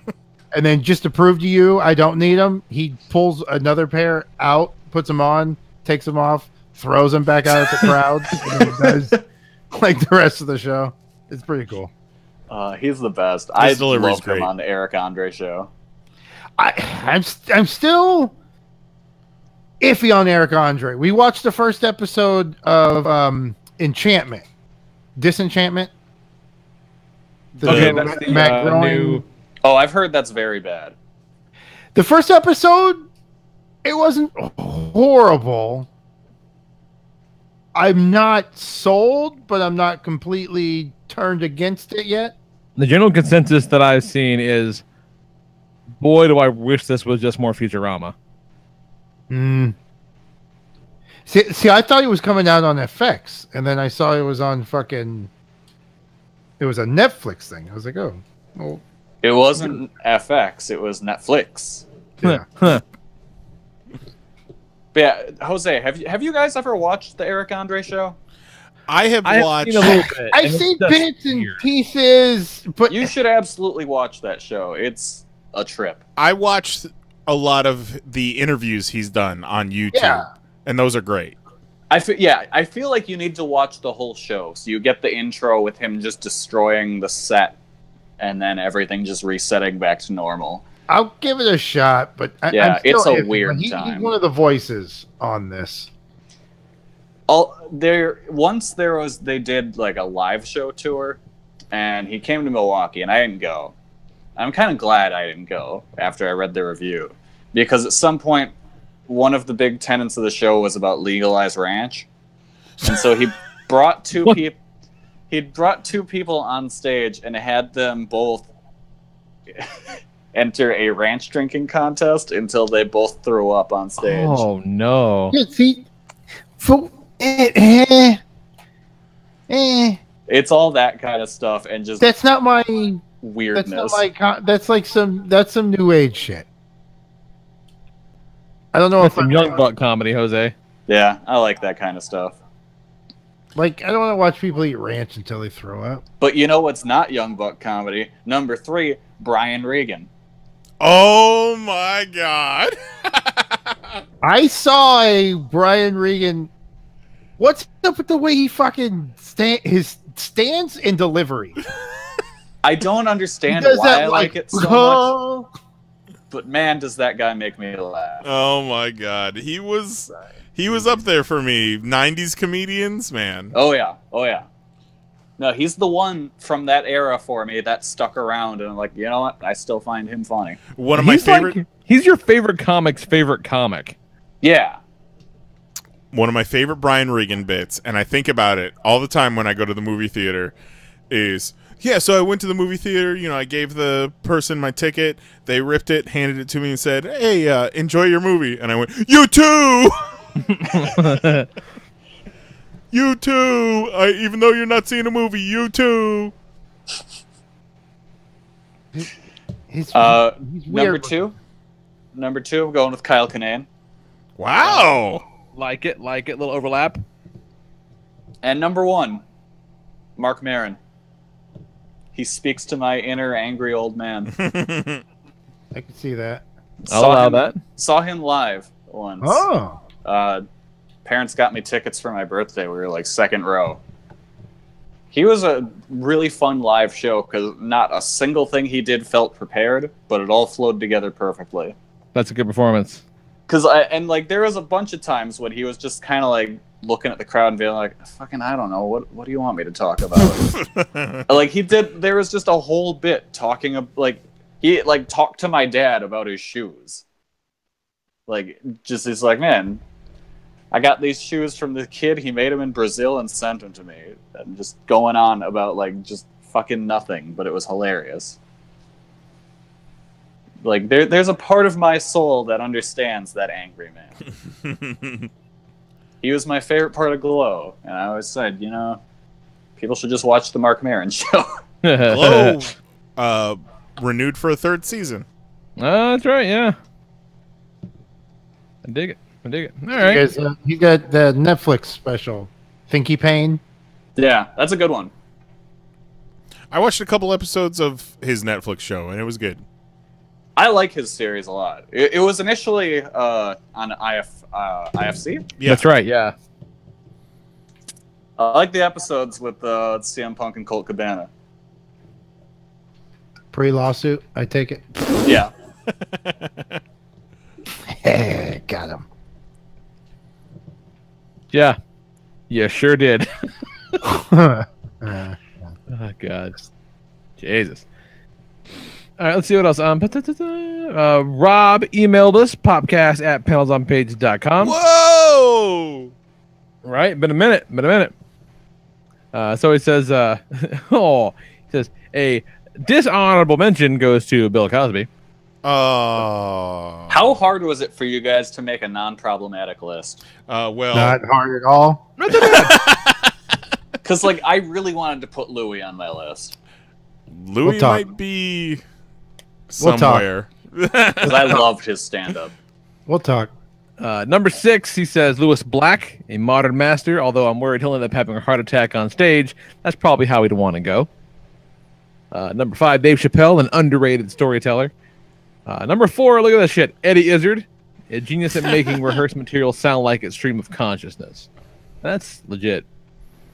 Number 3, Jerry Seinfeld, the performer whose picture should be in the dictionary next to stand-up comic. Yeah. And number 2, Richard Pryor, only second to George Carlin, a genius, one of my favorite comedy idols, and the unequivocal master of the art. So, my only thing about Seinfeld is once you see him once, that's all you need to do. Yeah, I feel like his stand-up is not his best work.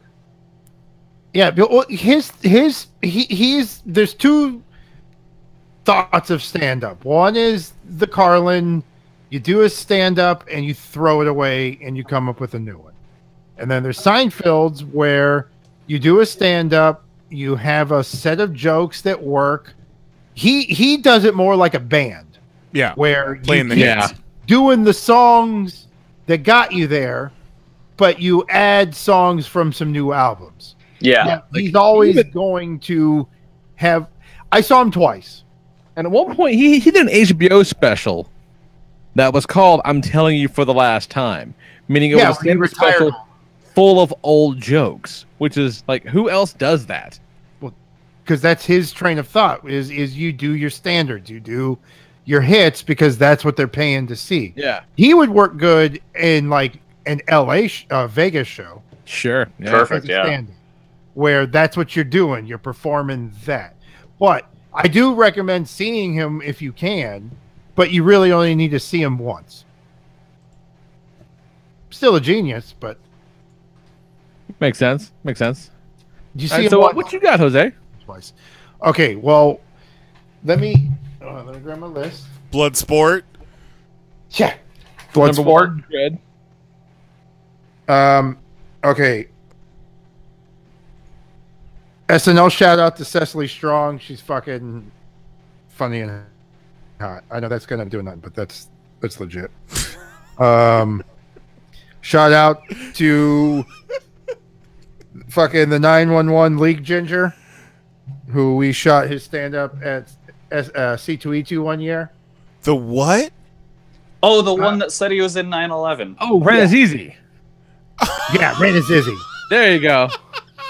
911 Ginger. No. The 911 League Ginger. Yeah. I think shout about out it, I'm to like, him. what's the 911 League? Because no one says 911 ever. Deciphering Jose's top 6 is like the Da Vinci Code.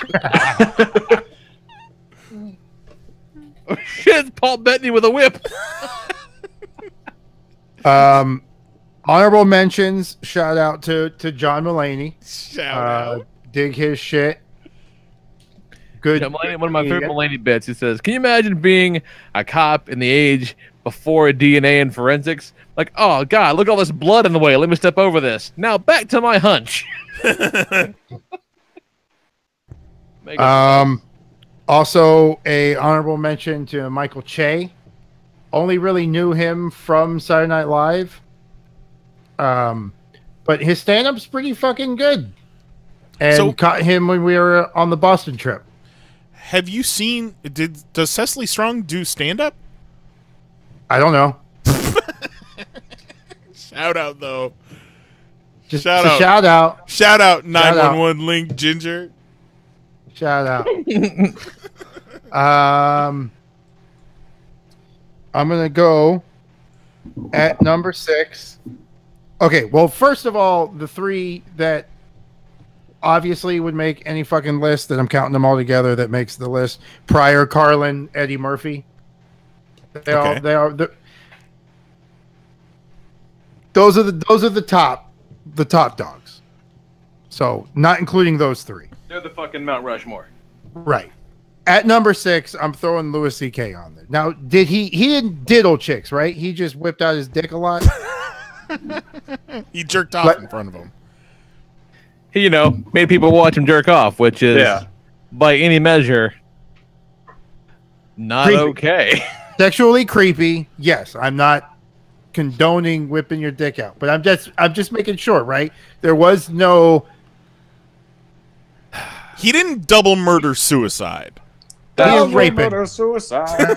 He didn't rape anybody. He Nah, just whipped it. he didn't root for 39 women over the course of 40 years. Or not. Jerking off in front of people. Well, okay, number 6, because I've seen so many before this even happened.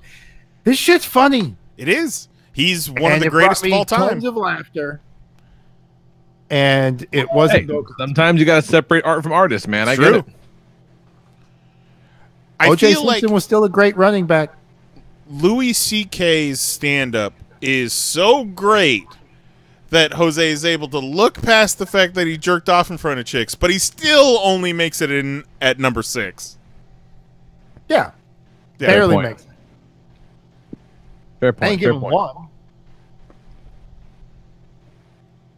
Not in this climate. Number 5, I got Chris Tucker. Some of his Def Comedy Jam shit. I can watch Really? that All right. Okay. anytime. Look up any Chris. He does some good Michael Jackson bits, and then he was later friends with Michael Jackson. So as his career grew, the jokes about Michael became more personal and different because the stories were different. Man, remember BET Comic View? Yeah. So I'm gonna go Chris Tucker. Look up any of his Def Comedy shit. It's fucking hilarious. Then at number 4, I have Chris Rock. Yeah, solid. The stand-up is fucking unbelievable, groundbreaking, and inspiring of other comedians. But his movies do not translate. Like, none of the movies he started... The only time he's good... Such an asshole if I put Chris Rock on my list. It's so good. Is when it's not his movie. When he played a character in something. He's fucking great. Except for I Think I Love My Wife, which, sadly, he also wrote with Louis C.K. But a great movie. Those guys were tight. Louis C.K. wrote Pootie Tang. Yeah. Oh, man, and I hate Pootie Tang. Sign the pity on the running kind. Tippy towel on the tippy tang. God damn, I hate Pootie Tang. Number 3, John Leguizamo. Ooh. What was it? Freak is one of my favorite shits ever. The what? Freak is like one of my favorite things of all fucking time. I grew up watching every one of his specials as they came out. And those are top notch. See, I would. That's weird for me. I look at those things almost like what's the difference between a stand-up special and like a one-man show? It is technically a one-man show. Yeah. Where yeah, man, those things are fantastic, dude. You're totally right. But I would pay for that. I would pay to see that like I would any stand-up. Yeah. I expect the same thing. I'm there to listen to him tell me stories, jokes, and make me laugh. Him and his brother Poochie, the fat boy called bitch. Fucking all of his shit's great. So John Leguizamo for all of his specials. And then I'm going to go number 2, Ricky Gervais. Wow. Ooh, all right. Nice. Of his specials are fucking hilarious. I dig the views he comes at, his deliveries, the way he works a story. He created the fucking Office. It's true. He's got a new special out there. I think it's called Humankind, something like that. Fucking great. It's great shit. And then number 1, Dave fucking Chappelle. Yep. Rock solid. I mean, he's our generation's every Richard Pryor, Eddie Murphy. Chris Rock. Was their generation that inspired. And then you got fucking Chappelle. You got Chappelle, a man who walked away from 50, came back and made 65. Fuck off. Got to see him a couple times, and it's still part of probably one of the greatest stories of our past. Fucking going to watch a Dave Chappelle show, walking in to a fucking empty gymnasium like out of a movie, one lonely janitor sweeping. Hey, I thought Chappelle was tonight.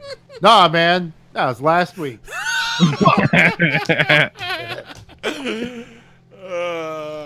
So, oh shit! I forgot the shout out. I had 3 of them: Michael Che, John Mulaney, and Anthony Jeselnik. Like a good Jeselnik. Jeselnik's been good on those roasts. Yeah, like he goes hard. He don't give a fuck. One of the best dudes ever on those roasts was Greg Giraldo. Yeah.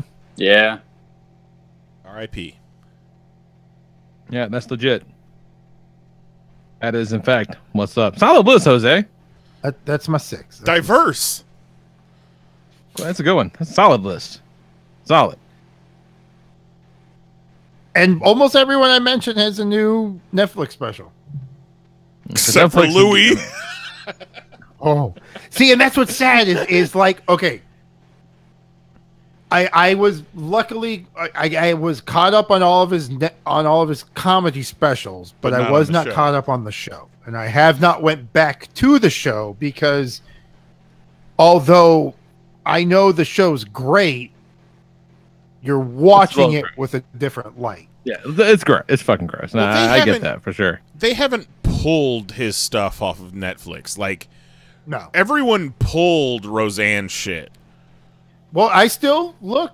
I was doing some searches, and Cosby, CK, and Roseanne are still on like the top 50 comedian list and shit. They're still on there, rocking it. Yeah. Fucking Chappelle's on Rolling Stone. Chappelle's ranked right under Cosby. That's a motherfucker to be. I don't know, man. Like, I never honestly thought Cosby was that funny. Yeah, I'd never really watched. I was a fan of Fat Albert growing up, and fucking where he played the pen. Oh, Picture Pages. Picture Pages. Yes. And Leonard Part 6. Pages. Yes. No. Fuck yes, Leonard. Fucking Leonard Part 6 with no like 2, 3, 4, or 5. Love The it. fucking Ghost Dad. Ghost Yeah. Dad. I see lovely wife Mary wrote in Knize. She says 6 Yes. Sarah Silverman. Solid. I like her. She's got Yeah. a dirty mouth. Love Sarah Silverman. 5 Patton Oswalt, who almost made my list. I bumped him We for also got to record him as C2E2. That was fun. Yeah. 4 Mitch Hedberg, RIP, solid. 3 Dave Chappelle. 2, I almost put this one on there too. He was an honorable mention for me. Robin Williams, because most people don't think of him as a stand-up, but he was, and He this was. was really good stuff. There Like, was a special of his. I think it was from the Comedy Store or the Laugh Factory or something. And it was late 70s, middle of his Mork and Mindy time. And he was high on so much cocaine. But the special was great. It was on Comedy Central all the time. He was one of the original white boys on the Richard Pryor show. Huh. One of the few white boys. I think he did some writing, but he was definitely on it. I'm not for sure how much writing. And then number 1, she puts Maria Bamford. Solid choice. Maria Bamford's loves fucking Maria funny. Yeah, she's good. See the number, and then Denham writes in. He writes 6 Nick DiPaolo. Well, no, he had to edit that. He gets bumped. Oh, that's right. That's right. Yeah. Eddie Murphy takes his place. DiPaolo, honorable mention. There we go. Yeah. He says DiPaolo makes a list for roasting me from the stage for belching really loud, even though it was not me. It was one of the girls I was with. Oh, you weren't out with a girl. Get the fuck out of here. Boom. Roasted. Got him. Get him, 5. Lee Jesselneck. Sam Kinison. 4 Robin Williams. 3 Steve Martin. 2 George Carlin. And number 1 Andy Kaufman. Interesting. Yeah, I knew him from Taxi, but I didn't know his shticks. Like, the most I know about him was Man on the Moon. But never And, really watched his... Yeah, like know of the legend and like know of his shtick, but never really saw any of it personally. Yeah, it's a weird one. Fucking man, rock solid. So take us home, Knize. What you got? All right, number 6. Big fan of his, starting like from the 90s. Dave Attell. Ooh, Yeah. Like, When did great you do that? Up All Night? Insomniac. Insomniac. That was one yeah. of my He's a favorite. comics comic, man. Yeah. Insomniac was one of my favorite Comedy Central shows for the longest time. Number 5, I'm going to get some heat for this one. But I've got a bunch of his albums. I find him very funny. Harvey Weinstein. 2000s comedy rock star Dane Cook. You know He's what? got some good shit. He's got good allow shit. Not to go back to Louis C.K., but that scene with him and Louis C.K. is some good fucking Right. television. Yeah. Where Louis accusing him of stealing jokes, and the two of them sit down and hash it out. It's good shit. Yeah, that those first couple of specials, man, like Here's the Heyday, that shit's funny. Yeah. Number 4. Also, wait, funny story. The girlfriend he has in the comedy special where he gets picked up in the limo and he kisses his girlfriend goodbye. I fucking worked with her at Margaritaville. Of course he did. She was a server there, but she also kind of sung in like this little group or whatever. It never really took off, but she moved to LA and they met at like a nightclub or some shit. And they were dating for a couple of years.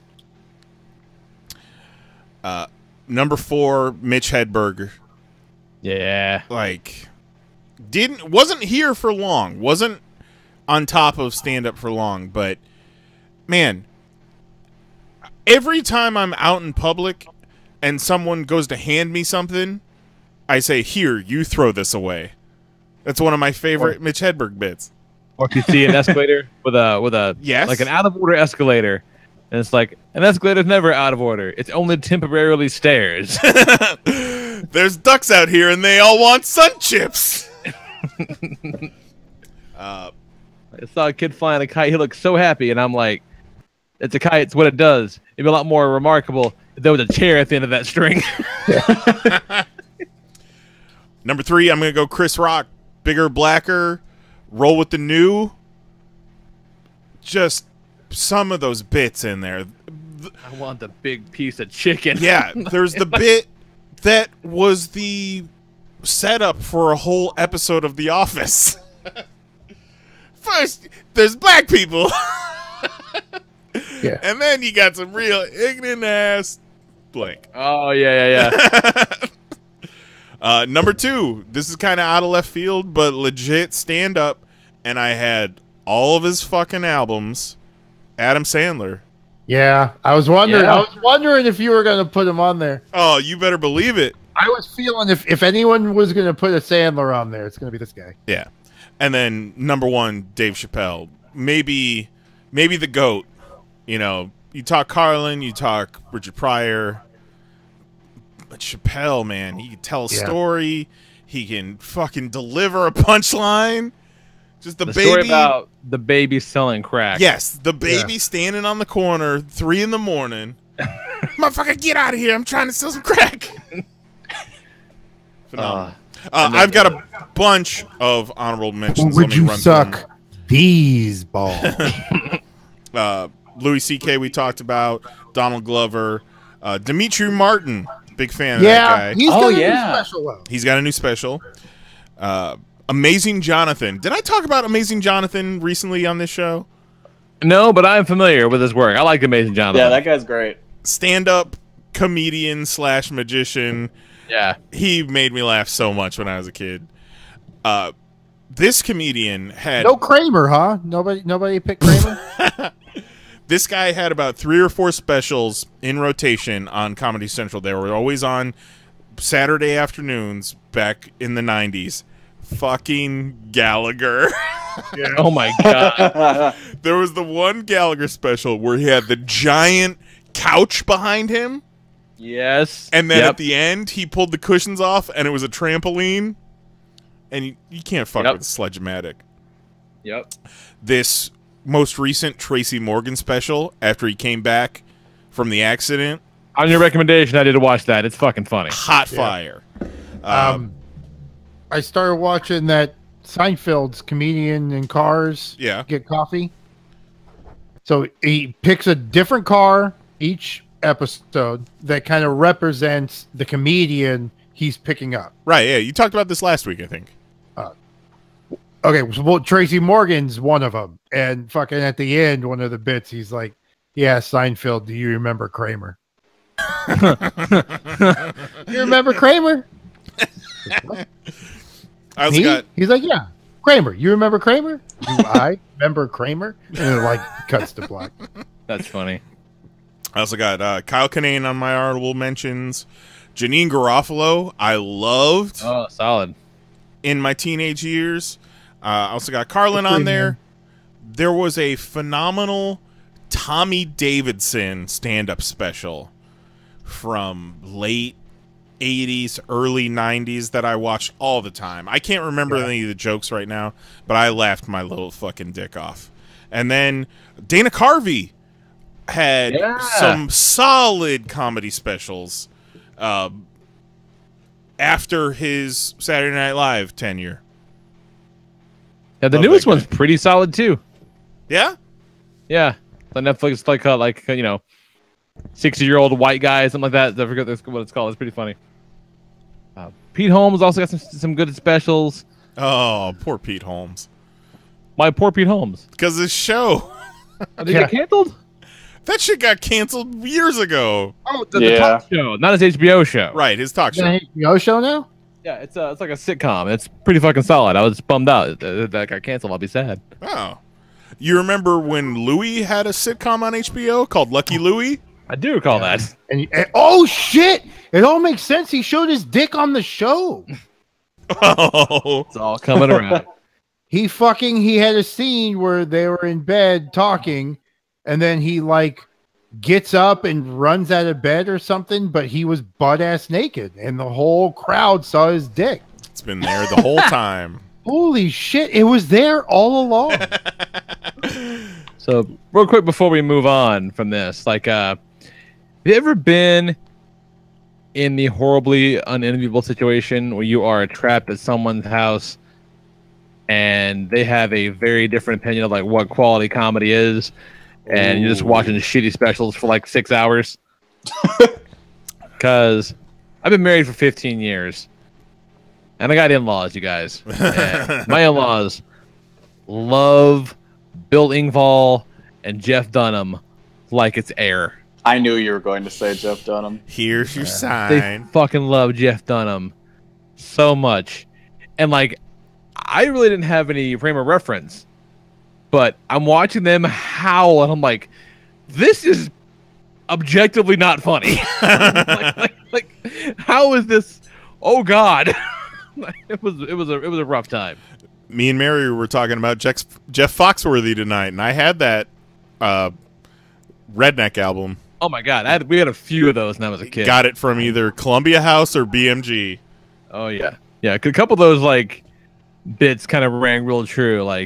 Some of those redneck bits are real close to home. My Uncle Mike, who I'm sure I've talked about on the show before, did legit one time go to mow the lawn and found a car. That actually happened. So I was like, oh, Jesus. If your Uncle Mike goes to mow the lawn and he finds a car, you might be a redneck. That is one of those redneck jokes from those albums, and that shit actually happened. How does that even work? It grew up so high, and the car was back there still, and they all forgot it was there. But he went out with a big giant lawn tractor thing, and almost ran over this El Camino because, of course, it was an El Camino. Oh, of course. What else was it gonna be in this fucking it's a car, Norman it's a Rockwell truck. slice of Americana white trash? Of course it was an El Camino. It's nuts. My wife's grandfather. Your wife. My wife's grandfather I never get doesn't to do use that. Facebook often. But today he shared a post that is attributed to Jeff Foxworthy, and it has a photo of Jeff Foxworthy. But the post author is some other dude. So I don't know if this is actually Jeff Foxworthy's thoughts or not. And it was from June 8th, 2016. And her grandfather just shared this today. But this is the essential bit. If you can get arrested for hunting or fishing without a license, but not for entering and remaining in the country illegally, you might live in a nation that was founded by geniuses but is run by idiots. If you have to get your parents' permission to go on a field trip or to take an aspirin in school, but not to get an abortion, you might live in a nation that was founded by geniuses but is run by idiots. And there's about 16 of those. God. Sean Baby on crack.com just put up a list of 5 examples of why conservative comedy is objectively not comedy, and it's really fucking funny. We were just talking about that. Big Sean Baby fan. And that's kind of true, because like there's a certain level of surrealism and absurdism that's required for comedy that does not work from an extreme conservative viewpoint. Unless you're just doing knock-knock jokes. Right, yeah. Which there's some examples in this article of some knock-knock jokes from a conservative comic book, which is kind of hilarious. Hang on, let me find this in real quick, because it's pretty fucking funny. Here we go. Okay, so this is from a book written by a guy. What's his name? Michael P. Westhead. From a book he said, "Elect me if I'm wrong." And he starts with a foreword and says, "All these jokes are all original material, and I have made every effort not to be hack. That is, I've tried as much as possible not to use stupid jokes or reruns of jokes." God. Those are terrible. Okay. So, like, this is from a sample of a chapter that's just Democrats are so stupid. And so the punchline of this joke is, they spread germs. No, they spread class warfare like germs in a gym. Oh, man. Or, they evade paying their taxes like OJ does jails. In parentheses, they eventually get caught. So they had to kind of explain. Or, at 64,000 pages, the tax code is so big. It's so big, to read it, you'd need a ladder. Oh, no. Oh, it's so bad. Oh, no. Bad. Or, why is Barney Frank in favor of amnesty for aliens? Why? His favorite planet is Uranus. Oh, because he's a gay dude. Yeah, so funny. Fucking got him. Here's what. Every year when I do taxes, I feel that my accountant is checking my prostate. What's scary is when you look at the world, it spells pro-state. That is why I call it a policy of tax and bend. That's the whole joke. So this reminded me, and Jose putting Louis C.K. on his list also reminded me of Jose's stance on calling yourself bisexual.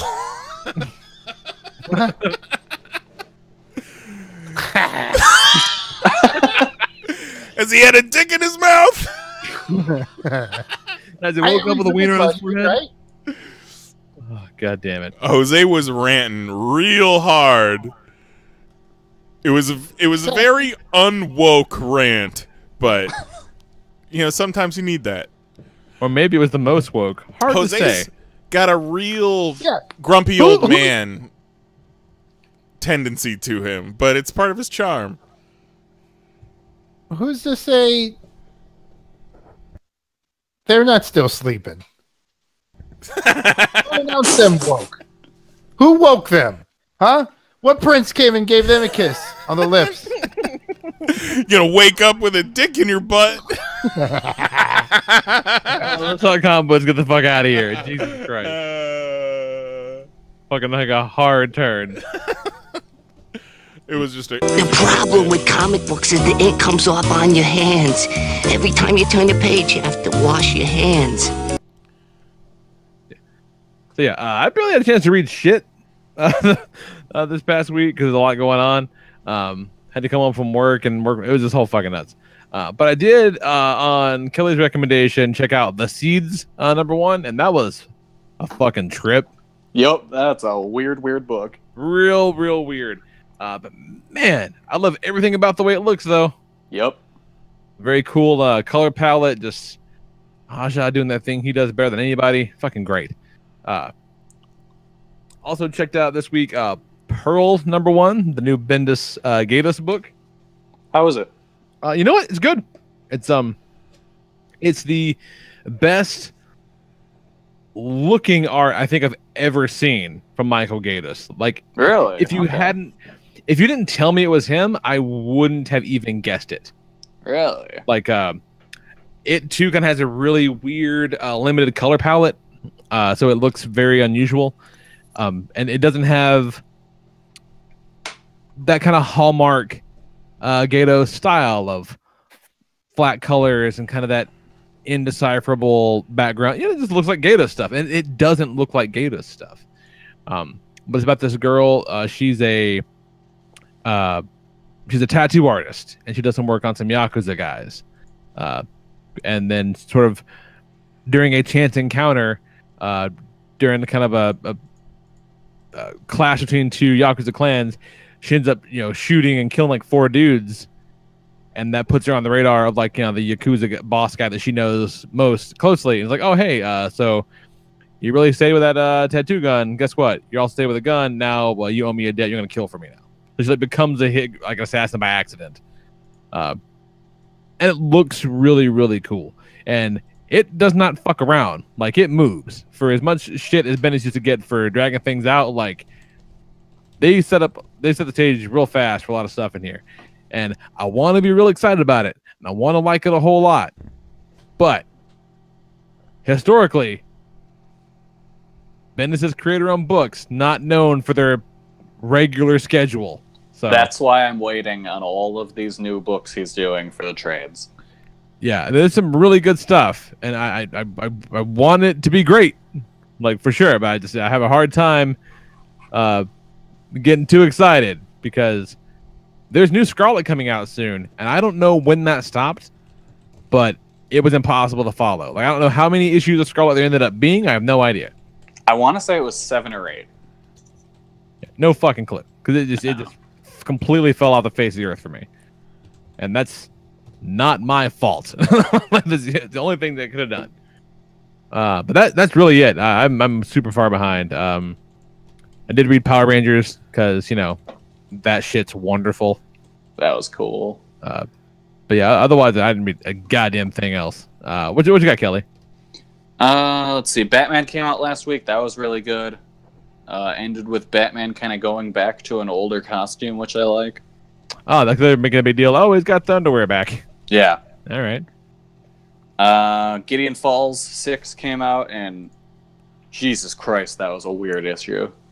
Yeah, I'm very excited. It's like, on the list. That's one where it's going to be a TV show, but like that issue, I cannot see translating to TV like at all. Oh, like that's a thing, like for real? Yeah. Interesting. All right, I can be down for that. Yeah, but other than that, I've just been reading more of that Venture Brothers art book, which I saw at that store I went to the weekend, and it's fucking huge. Yeah, it's massive. Like I almost got it, but it's like a college textbook. It's enormous. Yeah, it's huge. That's why it's taken me so long to get through, and I still have like 2 seasons and all the other stuff left to get through. Yeah, I didn't get it because, frankly, it was intimidating.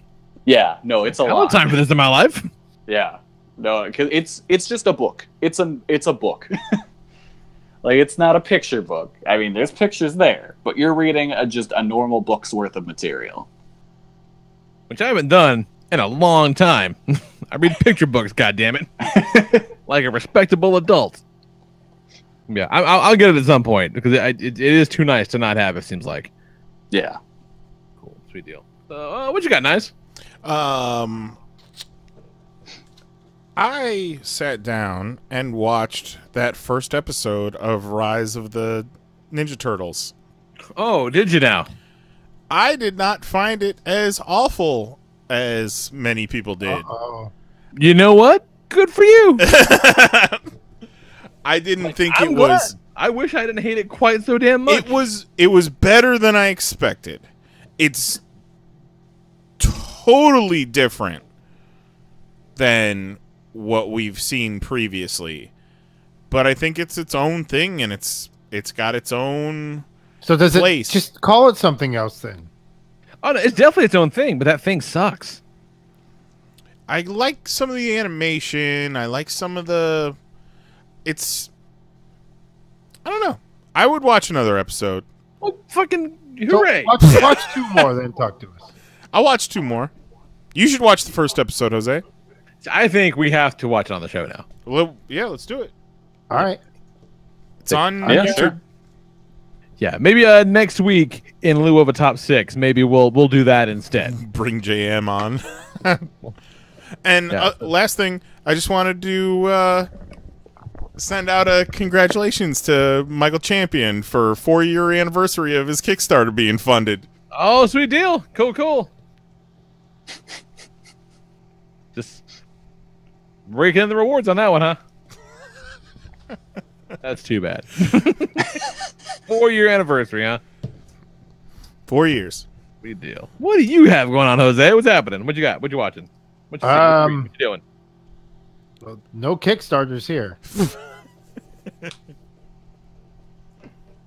Go hard in the paint. Jesus. Speaking of Kickstarters, the kaiju figures got funded. Yeah, it did, and it still has, like a week left?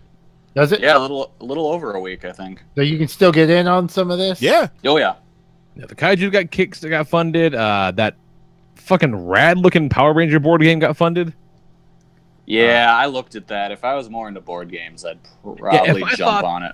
There was literally a 5% chance I would ever play it, I'd buy an RB. But like, no one's gonna play this game. I know I would go in for like all of it, like the $240 level. Yeah, but like, no one's gonna play that with me. Like, it would just No. sit in the closet fucking forever. Yeah, it looks wonderful.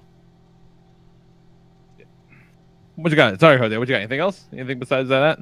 No, just no Kickstarter. No Kickstarter. 0 Kickstarters for Jose. So, yeah. Let's call it then, man. I think I just heard a lady wife just got home, got downstairs, and Oh, wow. yeah, she flew out to Chicago last night and got home today. She's fucking a world traveler.